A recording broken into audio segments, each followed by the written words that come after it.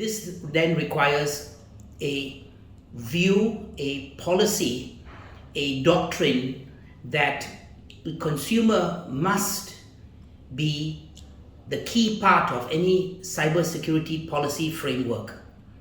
In other words, the government should push a policy that the consumer, the subscriber, the average Malaysian is viewed as a human being and as an asset, and not just merely a product that is part of the digitalization process.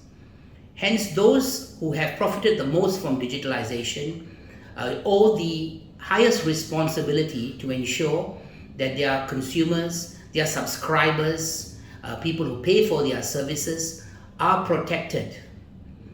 In this regard, policies are being drawn up as well as guidelines and standards to ensure that the subscriber, the consumer is protected, and that the digital sovereignty of this country is protected so that its citizens in Malaysia are also protected.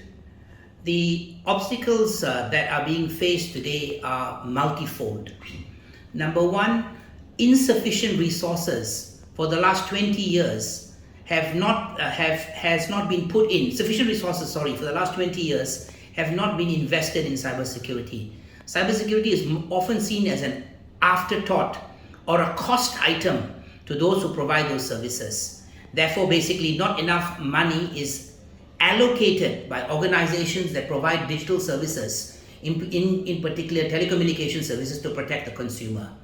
Number two would be the ability of a criminal to remain anonymous, to be able to hide or mask their identity, making it extremely difficult for them to be subject to law enforcement or subject to legal proceedings.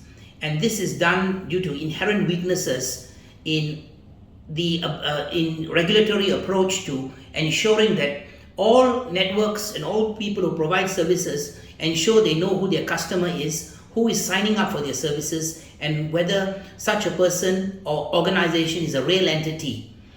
This is the challenge that is being faced.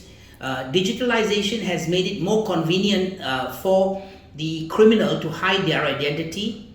And furthermore, digitalization, because of the sale or marketing or monetization of data, has made it a lucrative endeavor for a criminal to invest a lot of resources to be able to get in and grab that data. And therefore, the incentive for the criminal is greater.